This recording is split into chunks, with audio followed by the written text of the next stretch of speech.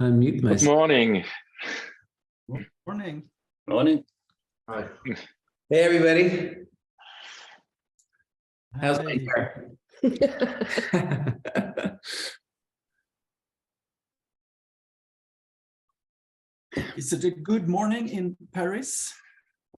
That's a good question. I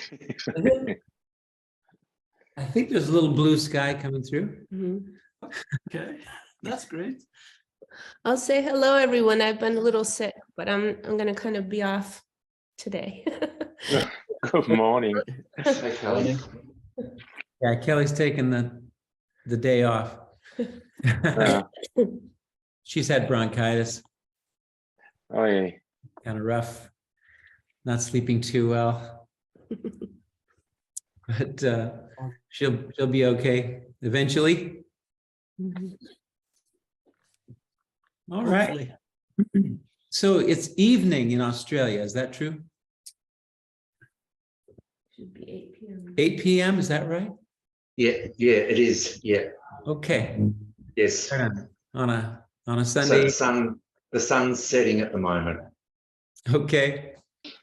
That's kind of wild. In order to do something, oh yeah, for us, it's too late for us to switch the clock around because it would be evening for us, morning for you guys. It doesn't work at all, does it? No. The timing thing, you know, for us to do it so that the Australian people can do this in the day. No, we have 10 hours. Our difference at the moment is 10 hours. Right. So for us to do it at 8 in the morning, you'd have to do it at 10 at night. Right. And 10 in the morning would be midnight. No, 10 in the evening for you would be 8 a.m. for us. Right. 10 in the evening. So midnight would be 10 a.m. for you. Yes. Yeah. Sorry. Yeah. Yeah. It would. Yeah, I don't think we can do that. No, I wouldn't want to do. If I was you, I wouldn't want to do it at midnight. Thank you for understanding. No, this is fine. This time's fine. Our only slight problem, well, where I am, our only slight problem is we're now getting a lot of hot weather. So I'm in my study at the moment, and it's stifling in here. Ah, that's too bad. No, that's okay. It's fine. It's fine. I'm not complaining. I'm merely reporting. Understood. Okay, well, we are recording, and people are coming in a little at a time. Yeah, Kelly and I have both, our energy has both of our energies have been kind of low. It's like, you know, we've been just going all year long, you know, starting with the move to Paris. There's been almost no let up, you know, in terms of things to accomplish, and, you know, right up until December now. We had a good friend of Kelly's visited us for a few days here. She had been in India, and she visited us for a few days, and then I think the next day, or maybe the same day, Kelly's daughter arrived, and then we had some friends who wanted us to come out to the country at like New Year's. We spent a couple of days with them, came back to Paris, and then Kelly's daughter split. And then Kelly and I just crashed. That was amazing. So I think I've mentioned this before, but it's cool because now that you know, everything is done, it just feels like everything's done. We are planning on moving from our place here, so we're starting to look around Paris now, and, you know, maybe even out into the countryside a little bit to see what might be out there. So that's up, but we're going to take our time with it and, you know, do it at our own pace. And I don't have any work until March. I'm playing one show in Paris in March. Yeah, no. Yeah, in March, and one show in Norway in March. So it's really nice to have all this space to get ourselves back together again, you know? That sounds great. Where in Norway is that show you? Larvik. Larvik, okay. You ever heard of Larvik? Yep. Did you know Larvik? Well, I live in Sweden and I've been a lot in Norway. And I live in Gothenburg, which is quite close to Oslo, and Larvik is not so far. Right. I remember now. So, Gothenburg. Because did you ever see my band there? no, unfortunately, never. Yeah. I So, played there a zillion times. yeah, I know you said so, but it was quite a long time ago. 90s. Yeah, in the 90s. Yeah. Probably the first part, you know, 90, 91, 92, 93, right in there. I remember we did a big festival there with Ringo Starr. Wow. Ringo Starr, All Stars, you know. Yeah. What's his name? Ted. One of the guys in the band. Very well known. You remember that song, We Gotta Get You a Woman? We gotta get you a woman. It was a hit a long time ago. Ted? You'd know his name if I could say it. But anyway, the band was, you know, a bunch of people that most of us knew anyway. And Bob Dylan. Wow. We opened. I can't remember if Ringo played first or Dylan played next. But yeah, it was a huge event there. And I toured all over Sweden, just all over the place. And Norway a bit, you know. Sweden, we did a lot. And excuse me. Norway kind of was good for a little bit, but then we just kind of stopped going. I don't know, maybe we didn't have a promoter there or something like that. And back in those days, it was clubs, you know. It was always clubs, the occasional festival. So, you know, I think I mentioned, like, the dojo's got me practicing the guitar again, you know, which is great. It really is great.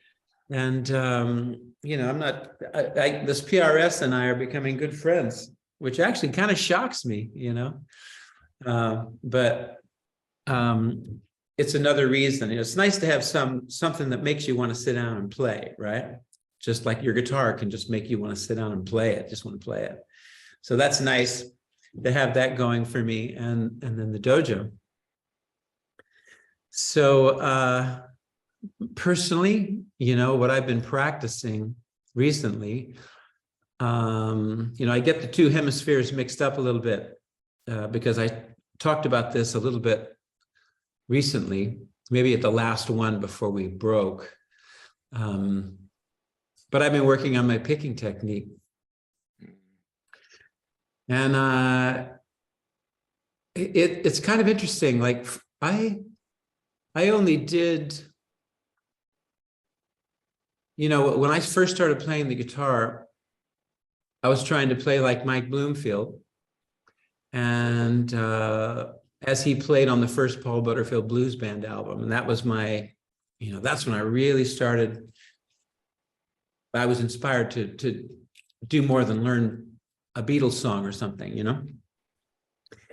And it was all downstrokes and pull-offs. There was no back picking at all. And so a lot of pull-offs, right? So you can play three, hit one note and pull off two, you know? So the next thing was to start doing back and forth picking technique, which I started doing. And that really kind of became the end of it, you know, in terms of, in particular, picking technique, because beyond that, it's the notes that I want to play, and that's all left hand.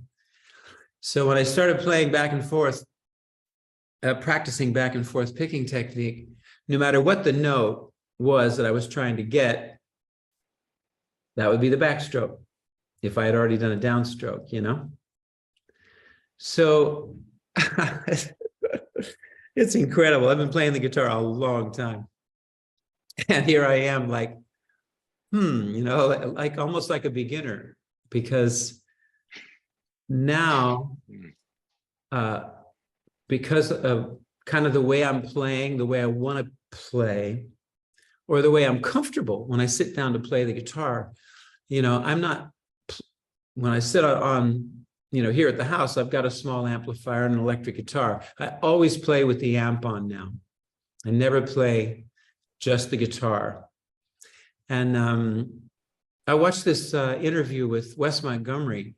There are only like two, and I think we might have discussed this before, but in any case, he said, well, he realized that he was playing an electric guitar, and when he plugged in the electric guitar, it reacted differently than when he just sat and played it, on the couch. So you probably, most of you may know this, but it is said, and he kind of says this, he was playing at a low level, and that's kind of what I do around here. I play at a low level, but also it was one of the reasons why he started playing with his thumb, because he would play into the night and he was disturbing his neighbors. Apparently this is true. I think he even says this in the interview, So, necessity was invented his thumb thing, kind of wild. But anyway, point being, I've kind of known this about the electric guitar. You should always be plugged in and playing electrically, You should always be playing amplified if you're playing the electric guitar. So I do it all the time now.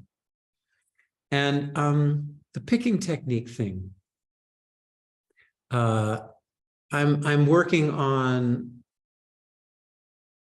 letting what it is I'm going to play, actually kind of evolving what I'm going to play with my left hand to match my picking technique. Mm. Yeah, so if I hit a downstroke, I'm not ready to hit an upstroke. Like if I hit a downstroke on the G string, I'm not ready to hit an upstroke on my D string, right? Because the energy's going that way. So, some of you may know this, but I mean, I'm just kind of discovering these things a little at a time. But so, I'll play it. If I play a downstroke, it's going to direct my next note, right? Because I'm not going to play a lower note. I'm going to play a higher note, or I'm going to play on the same string. And I kind of give myself that one, right? So if I play a downstroke on the D, if I play an A, on the D string, I can play an upstroke on the G, right? But if I kind of want to be headed that way, downstroke, then I'll play a note on another note on the D string, and now I'm ready to play the A string, right? So down, up, and down, So I'm working with this. This is what I'm practicing. Robben, does it come automatically, naturally for you, or you have to force yourself? It's work. I'm like, And so it's actually, I'm learning new things to play. It's actually expanding what I do. Right. Mm. Right. All of that by working on my right hand picking technique. So I have found this, quite certainly interesting and a little inspiring, because I'm gonna play new things. I have to. So I'm being forced into playing, different things. Mm-hmm. And it's not so hard to find different things, but my habit is in a different direction. So I'm practicing the guitar, now in Discovering. Yeah. Mm-hmm. And one of the reasons I've started doing this, I started the back and forth picking technique thing because I thought it would, enable me to play faster, and more articulately. I lost my pull-off thing a little bit, that weakened. So there seems to always be an exchange, but for the first time, well, I should say I just kind of got this, within the last couple of days, because I'm doing this. When I play, forget about it.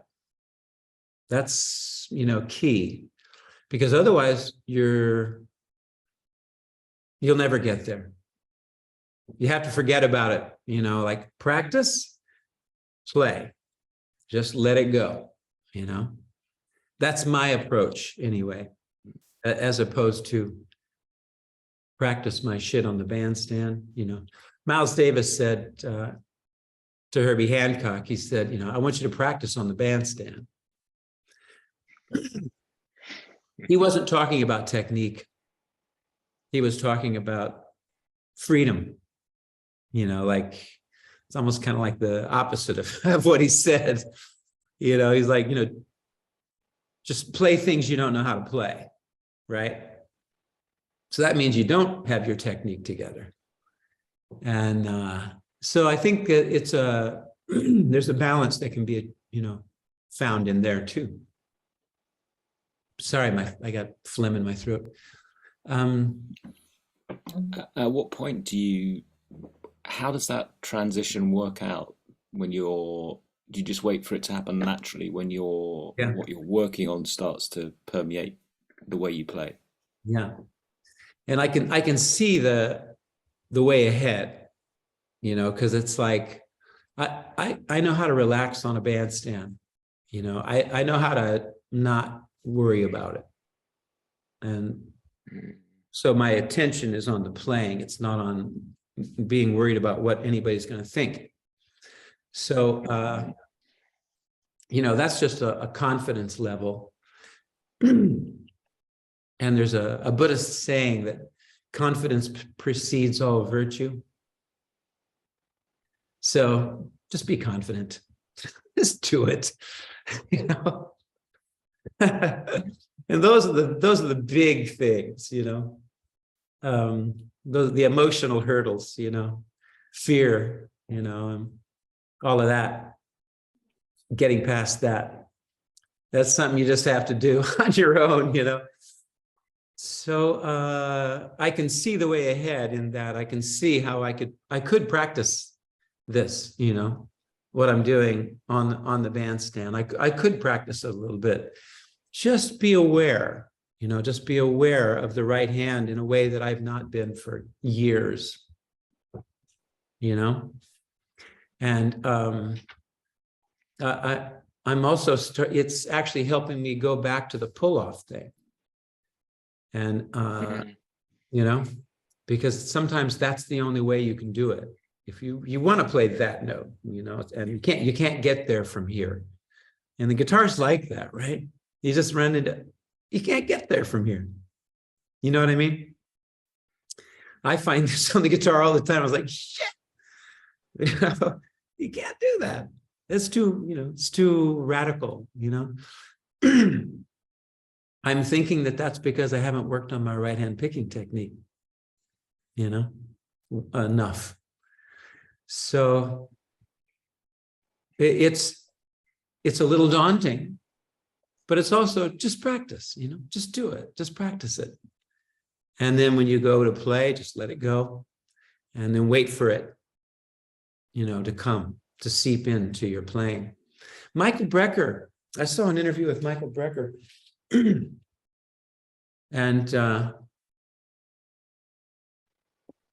he said, I'm very slow. He'll make up something to practice and play. And he goes, I'm very slow. Like I'll be practicing something. And he said, it'll take 2 or 3 months before it shows up in my playing. Yeah. And this is a guy who played all the time every day. He's like Coltrane. He's one of those devotees, and those saxophone players, man, they're like that. That's why those guys can play all that, all that, because they practice, man. Yeah, that's what it takes. But the good news is, even a guy like Michael Brecker takes 2 or 3 months before it shows up in his playing. So that's the good news. And also, I'm allowing myself to, for the first time, in a deliberate way, practice just 3 notes, all down. Up is a little different. I think that there's something a little less natural about, like basically fourths, fourths,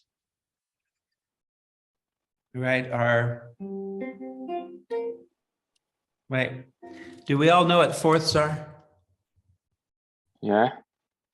And yeah, okay. So it's a fourth interval away, right? So do, re, mi, fa, 1, 2, 3, 4, and then you start there. Do, re, mi, fa, 1, 2, 3, 4. And on the guitar, it's practically tuned in fourths, right? Open E, A is the fourth up, D is the fourth up, G is the fourth up. Now it changes because of that difference between the G and the B string, right?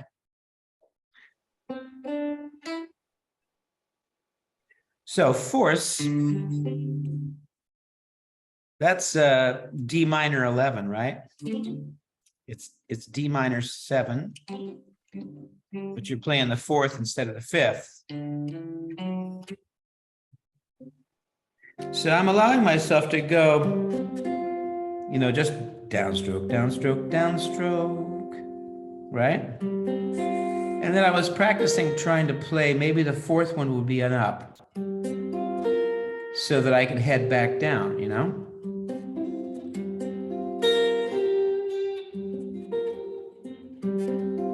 If they're all downstrokes, you got nowhere to go, But I can start heading down again if I hit that one on an upstroke. So it's not the first time that I've looked at that, but it's something now. It's not back and forth picking technique, It's another picking technique. And, a lot of, if you guys are all guitar nerds, you've probably all heard this shit from other people, because there's sweeping technique, those ways of playing. And does anybody know Alan Holdsworth? Did he do sweeping? He did? I think yes. I mean, it sounds like it, but that's what that is, right? That's sweeping technique, right? All down, just down or just back. So I'm practicing this now too, fourths, 1, 2, 3, 4, so that I have somewhere to go. I can come, this way now. So I've never taken it too seriously. I've always found working with the right hand to be quite difficult. After I, worked on this back and forth picking technique thing, it actually locked me in to it. But I sort of thought you had to pick one, But I don't think you do. I think you can actually, why not have a few different picking techniques that, you work with? And I was, I don't know how many of you have heard of the guitarist Kurt Rosenwinkel. Yeah. I'm telling you, this guy's the cat. For me, of any of the modern guitarists, he's my favorite, because he is so musical and his technique is so together. And I was watching a little bit. I'm kind of a YouTube junkie, not really so much for music. I kind of do it. I watch financial programs and shit like that. I want to know what's going on with gold, you know, and stocks and all that. Not that I have a lot of it, but I don't want to get screwed. So I pay attention to these things. And, you know, sometimes I'm looking for music, but I just stumbled across this Kurt Rosenwinkel thing. There's a few things of him with a big band. They're just awesome. He plays with a few different big bands. And of course, all of his work is in Europe, just like all jazz musicians. You know, there's no work for musicians in the United States, jazz musicians. So anyway, wow, he's just a beautiful guitar player, you know? And I was watching him. I'm like, okay, well, what's he doing with his right hand? And I'm seeing him do a lot of pull off. I was expecting this. I was expecting back and forth, you know. But I mean, I'm the slow person, the slowest person in the room here, you know, because I think other people have been well aware of these possibilities for a long time. But it's something, you know, that I see is it's important for me in terms of my own growth, is to start working on that right hand, and in a way that I've not before.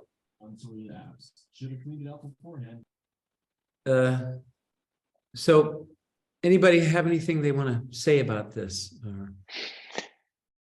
Yeah, you talked about before Christmas about picking techniques, and this led me to watching my own picking techniques. And I learned many years ago downstroke, upstroke, and I thought I was quite good in that. Yeah. But I discovered I use, for instance, hybrid picking.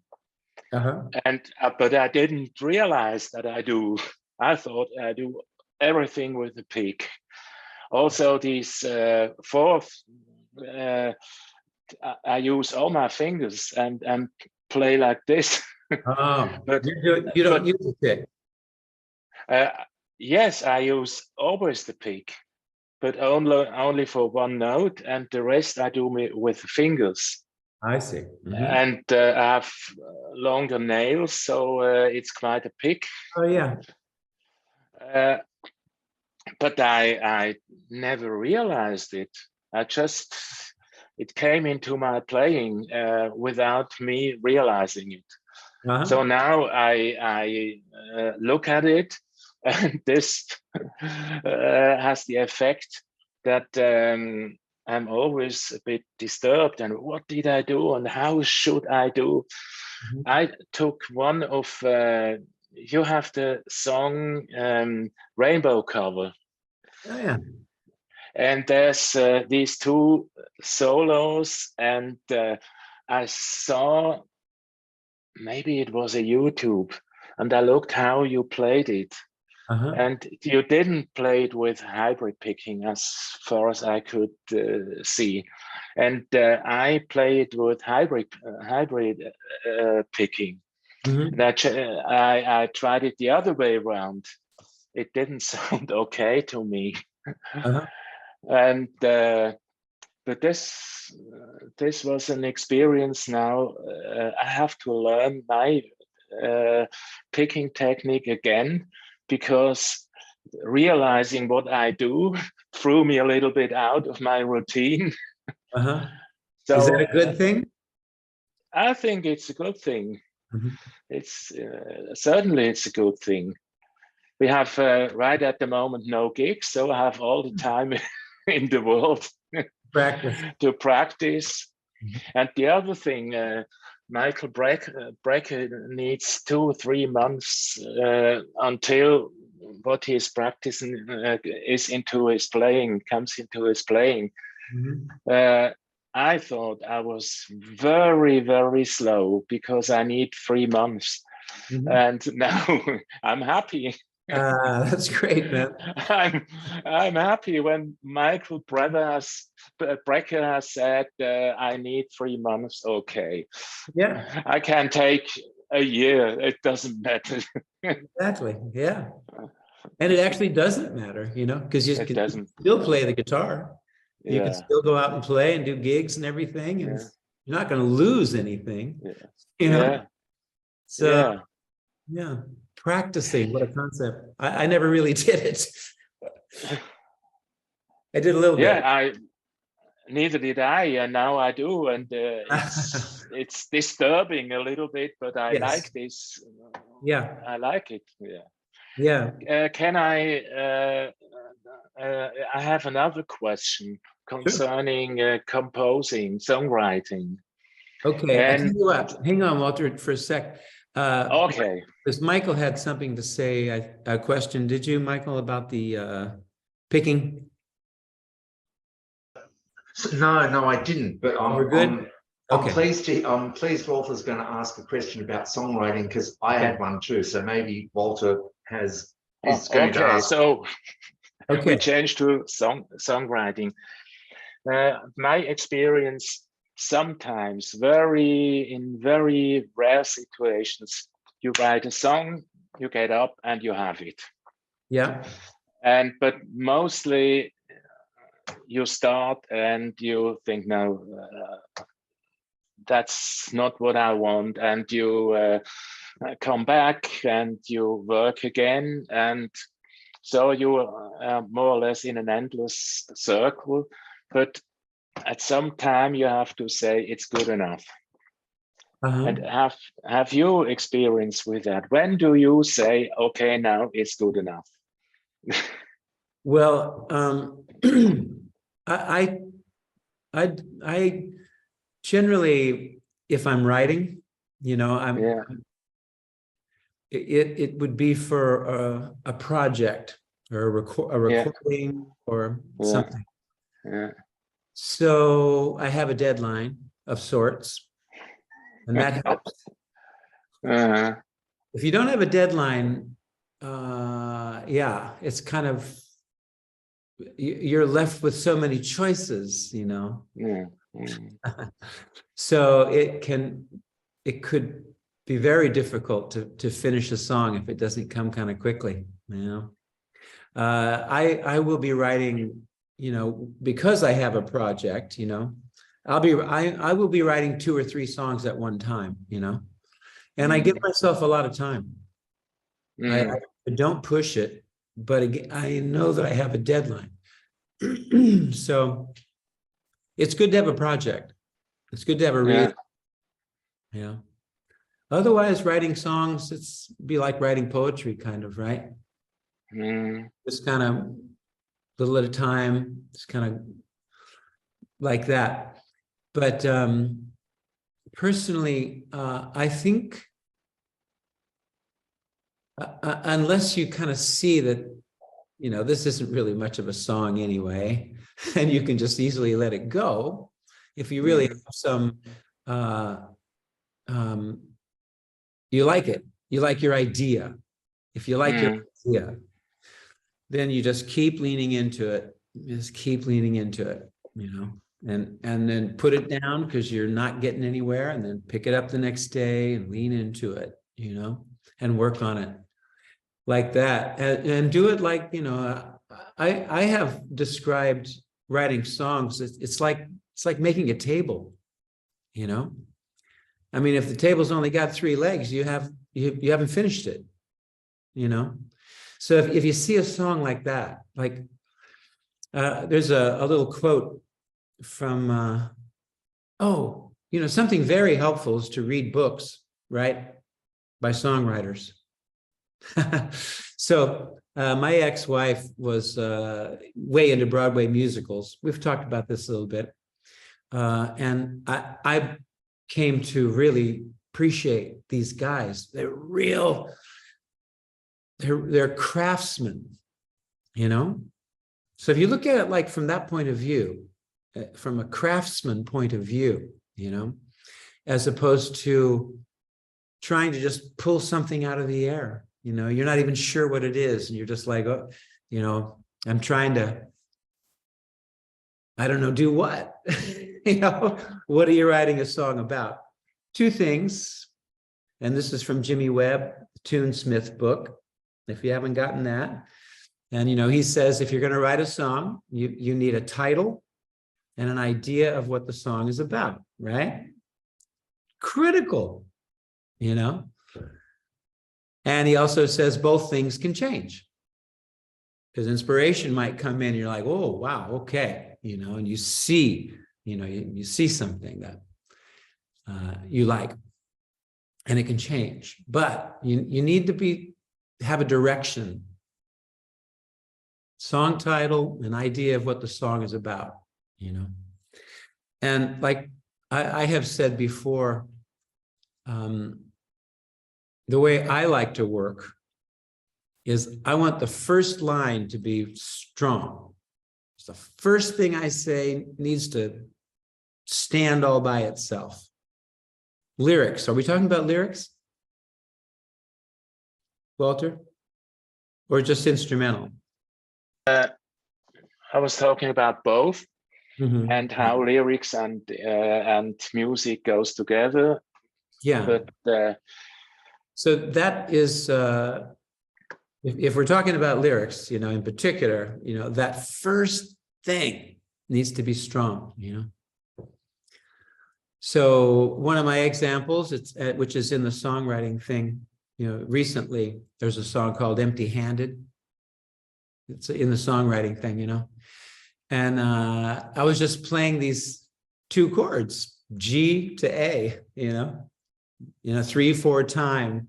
And it kind of sounds lonely, to me. I'm just playing these two chords. And once again, I was playing just those two chords because it was the simplest thing in the world. That's the beginning of a table. It's like, okay, we just choose the wood, something like that. My analogies are not very good, but I'm just playing these two chords and they sound kind of lonely and sounds kind of desolate, like a feeling of loss is in these two chords. It's kind of sad, lonesome cowboy, And so I'm thinking desolate, something, like loss. And I'm like, what expresses that? That's cool. That sounds cool, Empty-handed. That felt strong. Empty-handed, wow. Grabbing at the air, like that's what I did instinctively, Empty-handed, grabbing at the air, right? Finding nothing there but my desperation. So he's desperate, loss. So, okay, I have a title and I have an idea of what the song is about. It's about loss, And then what have I lost? You consider what you've lost in your experience of loss whenever that happened. Now you've got images, faces, and words will come. That's the way I work. I'm getting a little emotional here, actually. It's an emotional subject. Loss, So this is that now I have fuel, right? I have fuel. I have a reason, an emotional, wow, now it's alive. It's already alive in me. I have a living thing that I can lean into, and pursue and see where it goes. And then how do words sound, How do words sound? And, next to each other. I watched this interview of, I don't know if you all know Charlie Rose. He had this, this series on PBS for years where he interviewed, Kissinger and, like politicians and businessmen and artists. And he was interviewing these three women. They were all writers. I actually read 3 books by one of them, Zadie Smith, British. I just really liked her writing. Anyway, the 3 of them, every one of them, like when asked, what is kind of like the main thing that happens when you're writing? you know, and they say that all of them agreed. I'm just wondering what that word sounds like after that word, you know. I'm stringing words together. And are they continuing my story, of course? Are they aiding the development of my story? And how do those words sound and flow next to each other, you know? Craft. It's craft, you know? Everybody's always trying to, you know, you're trying to do something great, you know, or you're trying to do something new, you know, but most of us certainly in the beginning, and because I've been there, you know, you're just pulling, just making stuff up, you know. It's like, you have to find a way to connect, you know, with words and with their meaning, you know, and everybody has it, you know, everybody's got that ability. I believe everybody can do everything. Math, anything, paint, ride a horse. Anybody can do anything, man. It's just a matter of like really leaning into it, you know, and and when you get tired, you just put it down, you know, and then you come back to it and you keep leaning into it, you know. Have I said too much? No. Okay. No, absolutely not. It's just interesting to listen to your ideas and your thoughts about it. It's Good. Great. Okay. Just checking. And then like on the musical side, you know, those things usually start with just something on the guitar, right? You just sit down and start playing something on the guitar. And that also, you know, like if you think of it as practice. Paul McCartney said this, you know, he said about so many things that the Beatles did, you know, and things that didn't, you know, work out, but he always said, but it was great songwriting practice. Doesn't have to go anywhere. Doesn't have to, you know. So I started working on this tune. It's done actually, an instrumental thing. It's hard for me to play things on the guitar because I don't really write that way. You know, like I get some chords and a bass line, melody. They're independent. You know, I can't put all those things together, you know. But, you know, because I like the way it feels to play this chord. So what I'm playing is, it's like F13, or like the jazz way of playing it. F13, right? F, E flat on the D string, A on the G string, D on the B string. It's kind of a tough one to get down here, right? Because you're at the end of the guitar, you can't really, a little locked in. But if I have this chord, just the 13 chord, and put a G in the root. Now, I just like the way that feels. I like playing chords, you know, with the 5th in the root, 3rd in the root. I love that feeling. I feel like I'm doing something there. It's a grip, you know. Yeah, like, you know, I don't really ever play that chord because it doubles up. Whenever you have the 2 notes, you just don't need them. So I'll play just that. This is F. 3rd in the root, 5th.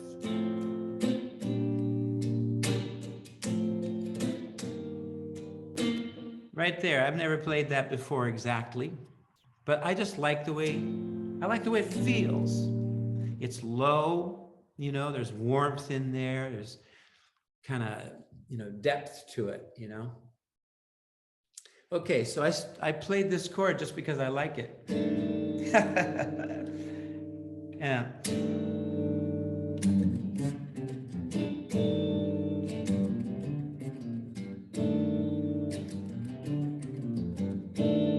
So I just started playing that pentatonic scale. right?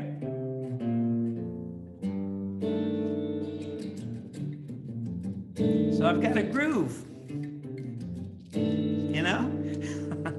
I've got a bass line, it's strong. So, okay, there's my groove, you know? And so I started working on a melody to go with that.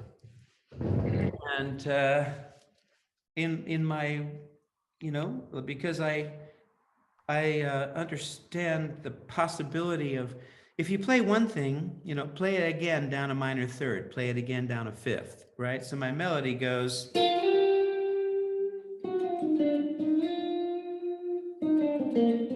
I'm just drawing the chord.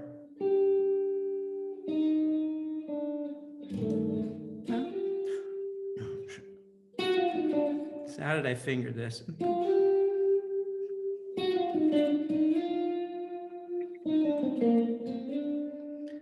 So my first riff tells me what my next riff is, tells me what my next riff is. So I'm actually walking the scale, right?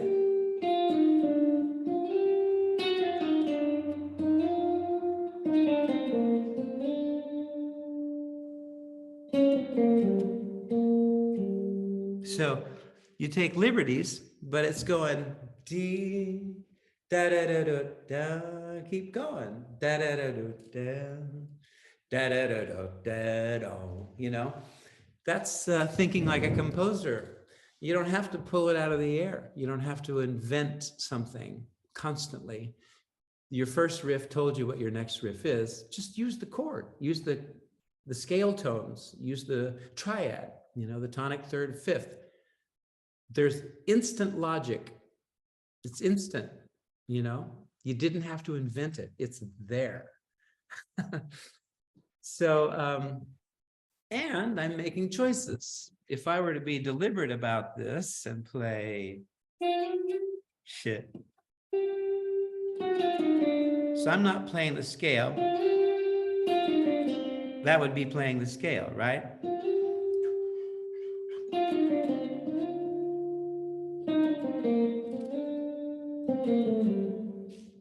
That would be playing the scale, but I'm putting in the flatted fifth, and I'm making it, you know, a little funky. So I make choices.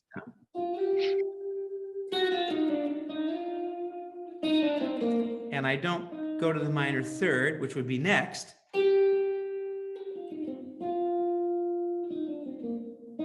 That would be next if I were literal, but I don't like that. So I skip it. And the ninth just sounds better to me because it's in the chord. So.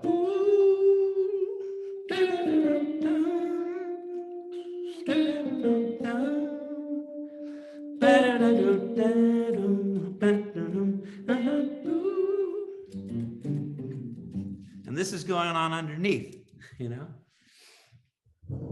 So it's like a table. It's building blocks, you know, and I'm just kind of stacking them and arranging them, you know, because there's logic in music. It's just there, you know, it's just, they're waiting for you to embrace them. The scale, the chord. Don't have to try to do something, you know, out of the sky, you know.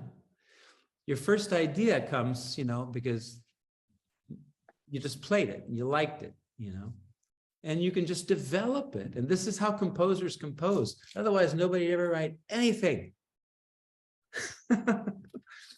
This is how classical, you know, composers compose. It's the,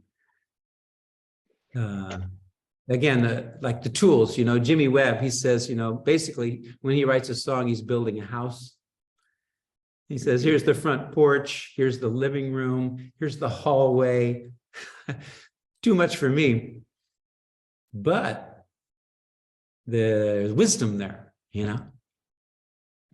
Use it. Use the 1, 2, 3, 4, 5, 6, 7, 8, you know. They're right there. 1, 2, 5. Okay. 2, 3, 6. 3, 4, 7. You have a pattern, you know. It's just right there. Play one thing you like and then just move it, you know, in a logical way. And that's how composers compose. And then they'll take whatever that little theme, that little 4-note theme, and then they'll expand that. So we, the listener, kind of, you know, we can't follow that, but it's there. And that's why we stay interested. You know, they'll play it backwards, they'll play it upside down, they'll play it upside down and backwards. We don't know that's what's going on, but that's what's going on. They're not just pulling things out of heaven, you know. Any guitar questions? Yeah, that's good. You got that. I see, Andrew, you've got the chord. It looks like you've played that chord before. I haven't played it with that in the root, actually. But yeah, it feels great, yeah. So it's C minor. This one. Okay, right. With the 6th in there, with the A, right? Yes, it's like C minor 6. Okay, nice. So the scale, you know, would be right. I think it's B flat, is it?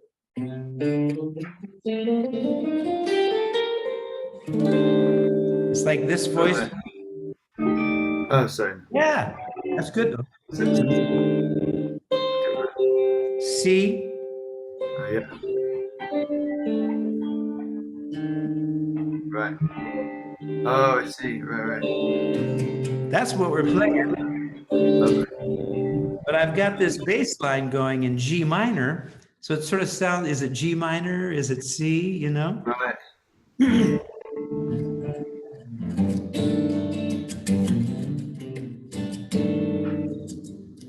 All that is C. You know? Oh, I'm sorry. Yeah.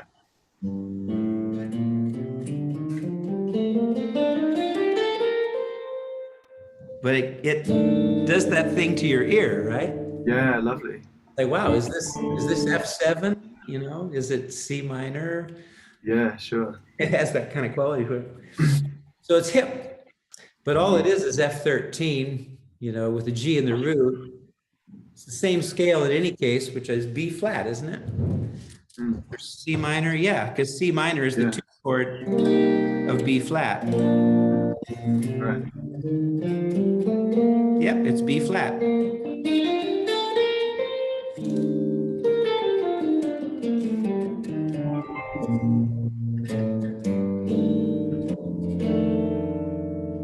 It's all the same. It's all B flat. That's great. I think I joined it a little bit late. Is this from something that you are writing? Yeah, I wrote this tune fairly recently, Right. and I wrote it as an exercise, you know, in a way. I mean, I just like playing that chord. I'm like, I just played that G minor bass line underneath it, and it just sounded cool to me, you know. Yeah, it's great. Okay, let's write it. Also, I've been, you know, here in France, I've been playing with an organ trio, just organ, bass, and organ, drums, and guitar. And so I was kind of thinking something kind of jazzy, you know, that would could fit the trio. Yeah. Wow. That's great. Are you playing with them a lot in Paris now you've moved there? I don't play in Paris. Okay. These clubs over here are just awful. They really are. It's just almost shocking. But I think it has something to do with the fact that it's a really old city, man, you know. All the venues are like dungeons and shit like that, you know. They're just terrible. Yeah. I've played in a few in Paris like that, I have to say. Oh, you have? Yeah. So you know what I mean? Yeah, I saw that you had played with that trio that you mentioned a couple of times, and I wondered if the move to Paris was some way influenced by that, but I guess not. Your move to Paris was because of that trio, or wanting to gig more now? Okay. Right. No, I'm kind of, I want to gig less. Okay. Right. And it would be great if there was, there is one room I've played in Paris. I mean, in the city of Paris, I can play a theater and draw between 800 and 1,000, 1,200 people. Yeah. And, but you can't do that more than once a year. I can't, you just don't do that more than once a year. Yeah, yeah. It would be nice to have a club to play here in Paris. I would like that. But again, they're so bad. And there's one place that's actually a really nice venue. Do you know the place? It's called Café de la Danse. Café de la Danse. Yeah. You know it? Yeah, yeah. That's a nice room. Clean. It's on the ground floor. You don't have to go. Yeah. It's literally dungeon. I mean, there's one of these places is a dungeon. It's called oublié, like something oublié, which is forgotten. Right. Forgotten ones, because they were in jail down there. Oh, wow. It's just like, oh, my buddies, the guys that I've been playing with here, they play there all the time. They love it. I went there once. I'm like, this place sucks. I remember there were quite a few places where there wasn't a toilet seat. That's all over Europe. That kind of level, yeah, yeah. What's worse is when it's in the floor, those ones. Yeah. The squatter. We're not used to that. You're right. Are you playing with other musicians in Paris at all, like outside of gigging? Not yet, no. It's just, we've been traveling, we've just been traveling so much. Yeah. I've been to the US maybe 3 times. And Australia, Italy, Finland, Canada, Germany. And man, there hasn't been time to really figure it out, how I'm going to live and play here in a way that I like. So, right. I have help. I have a couple of promoters and a good friend who's a major sound man here, and we're starting to put it together. Okay, nice. I'm in Oxford in the UK, so not too far away. So I hope to make it over if you do play over there. Well, I've been thinking about maybe doing Ronnie Scott's. Nice, that'd be great. Because both Kelly and I, we like visiting London just to go. Yeah. And I've got a really good group there. You may know those guys. Do you know Johnny?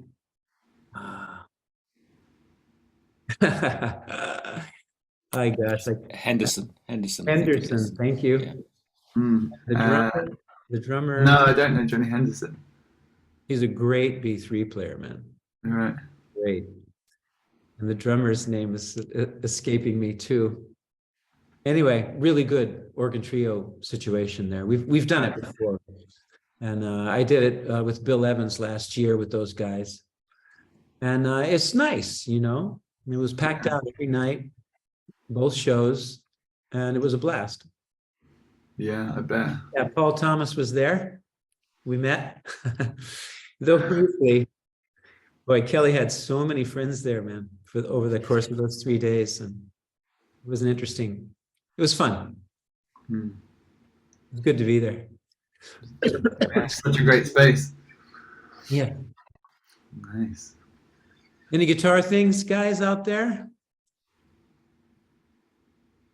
No? I have a question actually about guitar, if I may.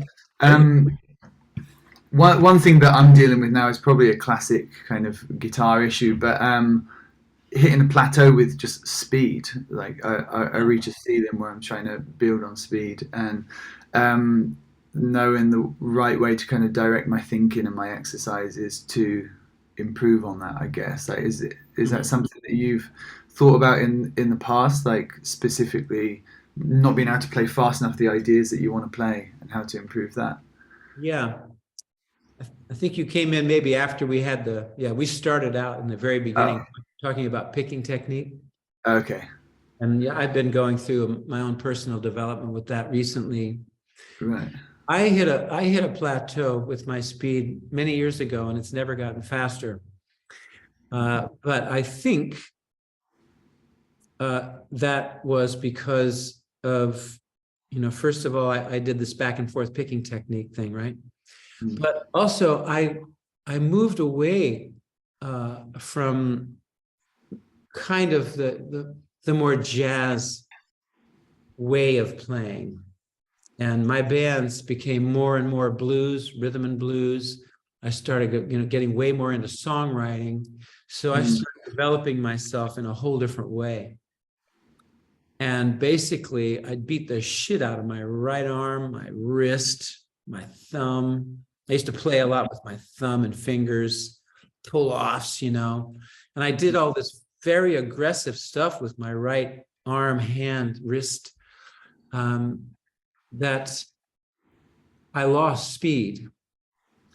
And so I'm actually working with that now, which began with the picking technique, relaxing, like I'm taking some of that aggressiveness out and lightening up my right hand and everything, Right. And I think with the guitar, you have to incorporate pull-offs, because that's a lot easier than doing this. Yeah.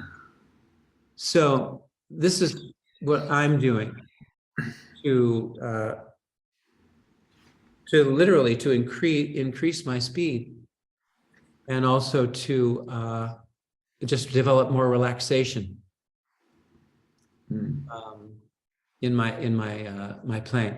So were you here? I mentioned this guitar player named Kurt Rosenwinkel. I wasn't here, but okay. Alan Holdsworth also, was mentioned. So depending on, I don't know, of course, what your right hand technique is, but, I was all back and forth, no matter what the note, which is not good. And I used to do a lot of pull-offs. I lost them, not all of it, of course, but I lost a fair amount of that. So now I'm relaxing my right arm and hand and everything again, and doing technique that allows for me to do that, and actually being more particular about how I'm using my right hand. And I stopped thinking about it years ago. And I just beat myself up, like muscling my way through shit, getting it no matter how I could, very aggressive approach physically. And I'm relaxing it now. So relaxation is key. Right. And that requires, for me, I'm practicing something now that I haven't before, which we talked about a lot earlier. But it has to do, with just finding a way to relax the right hand, and bring pull-offs more back into my playing. Okay, that's useful. So not strictly alternate picking, but kind of going with whatever the rhythm requires. Well, I'll go ahead and reiterate this. We talked about it before, earlier again, but there's too much light, right? Oh, well, I'm sorry. Let's see if I can clear this up. But, if I play, I'll do it on the A because it's such a visual thing on the guitar. If I play a downstroke on the A, I'm ready for an upstroke on the G string, right? I'm not ready for an upstroke on the E, the A string, right? Yeah. But I'm ready for a downstroke for that. Mm-hmm. So I'm literally, so if I play that downstroke, upstroke, okay, naturally that A will work for me, and that will allow me to upstroke on the G. So if it is back and forth, it needs to correspond to what, string you're playing. And I would just, I do it all the time anyway. I'm always, let's see. So I just hit a downstroke on the G string, and now I'll go back to the A string and hit an upstroke. Right. That is something I developed because of the back and forth picking thing, but it's actually not logical. It's not physiological. It's not physiologically friendly. Sure. So if I go down on the G, I'm ready for an upstroke on the B string. Now I'm ready for a downstroke on anything. So it's really thinking about how these two things are working together. And again, for me, it was just back and forth, whatever. And that is very challenging, for the wrist. Yeah. So I'm literally working on, okay, if I'm playing that note, what am I ready for? I'm learning new things to play. I have to come up with a different lick than I would have, a different series of notes, let's put it that way, than I otherwise would have if I was just thinking about the notes. And I'm just doing this, So it's a big deal. I mean, I've been playing guitar for a very long time, and I'm working on my picking technique now for the first time in many, many years, and I encourage it. Walter and I talked about this quite a bit. He kind of discovered things through looking at it in this way, and then pull-offs are, if you can do them, they're challenging in their own right. We all will do it, but maybe you can do it a lot. Maybe you can do it more than you think. And I was watching this guy. You got to check him out, Kurt Rosenwinkel. If you haven't heard of him, you got to check him out. I mean, and I saw this guy. He's like, he'll just do several downstrokes, and then he'll do a pull-off thing, 3 notes. It's like, wow, I'd be going like this. I'd be trying to get it, and so check him out just for the kind of revelation of the difference, that it makes if you really do work at your fingering technique. Piano players, they have to go, oh shit, no, well, I'm gonna have to do it this way. They have to. They don't have any choice, unless you're a blues player. Then you do like we do, just get it, But boy, for a jazz musician, like for long lines, they have to work out their fingering. And I never wanted to really work this shit out. And with my fingering, I didn't, it's just too big of a job, it seems. And so I just made my choice, back and forth. And all I thought about was this. Well, that's encouraging to know that you're working on it as well. I am. Yeah. New, Yeah. If I can ask one quick question, when you mentioned pull-offs as well, the one thing is I notice your phrasing with pull-offs. There are some kind of minute details that I find hard to get. Don't worry about it. Yeah. Do your own. That's what I did. Yeah. But those things, like trying to learn someone else's picking, techniques can fuck you up. Because your body's different, your hands are different, and even the kind of music, can be different, Yeah. So I wouldn't worry about it. My technique, like that's unique to my physiology and the choices that I made. As I said, I had messed my wrist up, my shoulder, everything. It's all messed up. It's okay. But, I feel pain in here right now, it's mild, but it's always a little inflamed, all the way up into here. And if I think about it, oh, Pierre, oh, yeah. And that's from all that aggressive playing, with my right hand, man, trying to drive the music, I mean, it was a career. it worked out okay. But, and in fact, it gave me some things, you know, it gave me real fierceness, you know, like it gave me like my intention very strong, you know, but physical dues, and it also slowed down my, I lost speed. I did. I actually lost speed. So you got to make choices, and it has to fit the music, and it also has to fit your body, the kind of guitar you play. If you're playing a big body guitar, I don't know, you know, your body's different, you know, positioning. Yeah. But this is the good news, right? You know, like, if you really think about these things and what actually logically works. And also we are recapping earlier conversation, but I lost my point by saying that. But anyway, this is good news, you know. All right, guys, I think I'm talked out. I want to thank you. Good to see everybody again after our break, and see you in a week or two. Did you have something you want to say, Kelly? No. Okay. She's not putting in an appearance.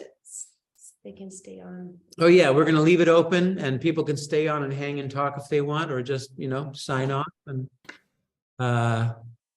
like that. All right, everybody. Thanks. Thank you. Thanks very much, Robben. Thanks so much, Robben. Cheers. Thank you.